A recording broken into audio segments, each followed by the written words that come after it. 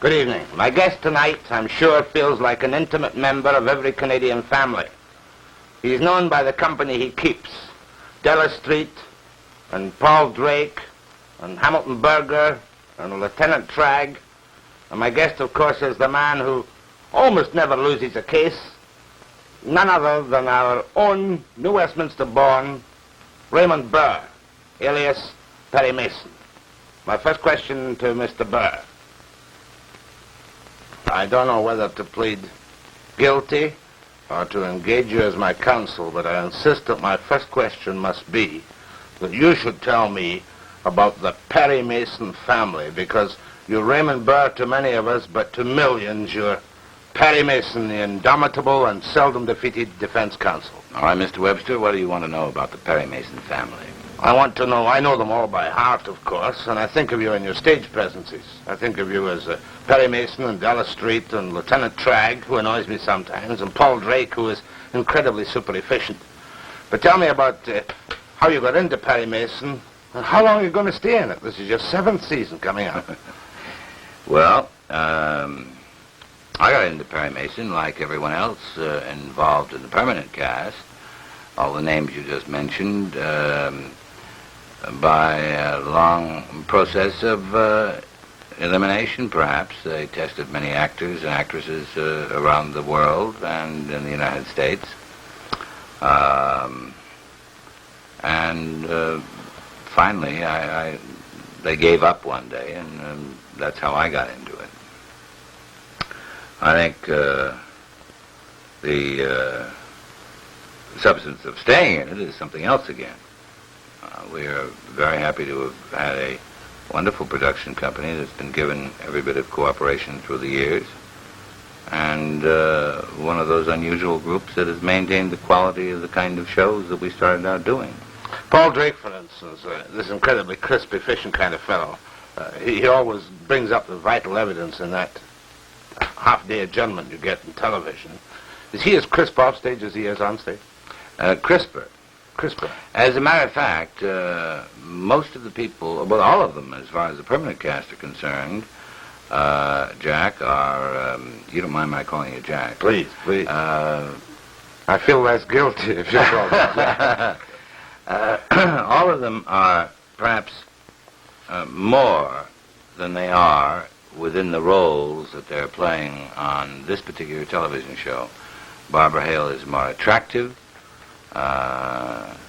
more feminine, more warm, more a human being off stage than she is on.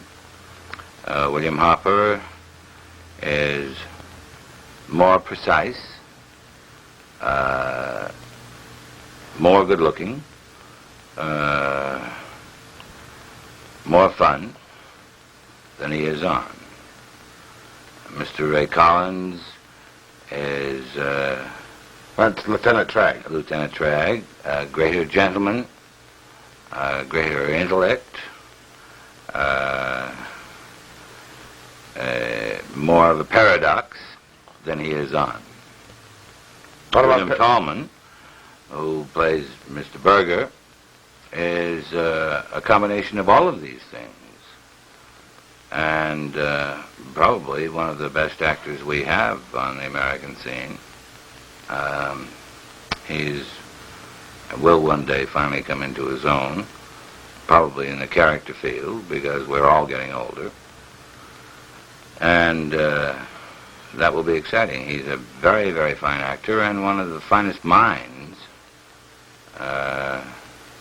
outside of just the dramatic field of anyone that I have come across in a good many years. What about Perry Mason off stage? Does Perry Mason off stage as Raymond Burr, now thoroughly steeped in the law, and feel that he is in fact a member of the legal profession and a defender of the rights of the individual human being? I feel that I know enough about the law after being involved in this show for 7 years to be able to recommend a good lawyer. Do you ever need a good lawyer yourself? Oh, there have been many times. Every time you turn around, every time I make a new contract with my own home company. I've been with CBS for many years. It would be ridiculous of me not to have the best lawyer available, not to make a good contract. In the 6 years you've been on the air with Perry Mason, how many times have you lost, television-wise, a case? I have... that's a very difficult question because I don't know what the... Well, we have a problem with semantics, and we have a problem with a basic question of, are you losing when you successfully defend someone who is innocent? Well, no, I'm talking purely as a simple television viewer. I can't... No, but you can't say win or lose. You must say that an innocent person has been defended successfully. How would you say that the prosecution won if they successfully prosecuted a person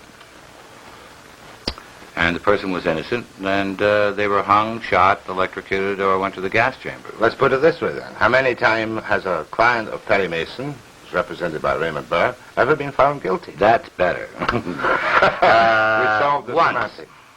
Do you remember the circumstances? I didn't see that. Well, yes, this was a question of someone from South Africa who, this was in about our third season, Jack, and we had a case of someone from South Africa that a company in South Africa retained Mason as a lawyer to defend in a murder case. Mason defended that person based upon being retained by the South African company. And this is, of course, a long time ago, but I think these are the facts. Then, because I only want the facts. Yes, I know. I think that it finally turned out that Mason lost. The man was proved guilty of the crime. And the final resolve of it was that the man whom Mason was defending, that he'd been retained to defend by this company in South Africa, was dead. And the man whom Mason had defended, in actual being, had killed the man from South Africa. You got out of it gracefully. I got out of it gracefully. No one liked the show, and I wasn't very crazy about it. You mean there was an audience resentment because you lost the case? There were the biggest conglomerate group, 35,000 letters against losing this particular case. So you didn't lose a case, or you might lose your audience. Well, the Mason show is not a question. Again, we're in a question of not winning or losing. Prosecution would, in any country, I'm sure, with the one or two exceptions, would be most unhappy if they were to prosecute an innocent person and successfully prosecute them. But take a kind of professionally hard-bitten person like myself. I'm being at my most charming tonight, of course. Is it not kind of unreal that within the scheduled hour-less commercials, you must win the case? Does this not create a little bit of unreality about the legal procedures? No, I think not. We do have a confession in a courtroom, which doesn't usually happen, but we must take some license in an hour show. There are many attorneys, barristers and solicitors, advocates, down the line, whatever you call them, who have had a very, very successful career of successfully defending a case, being a successful advocate.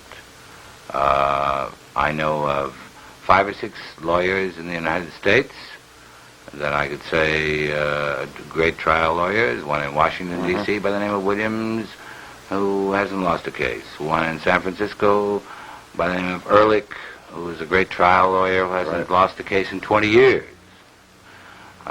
Jerry Giesler in Hollywood, he lost a couple, I remember. He did not lose a case. And all the time I knew that he was trying, he lost one, he's dead. That's the biggest case he lost. He lost before he was really ready to go, I think. He died too soon. But that's the only case that I know that he lost.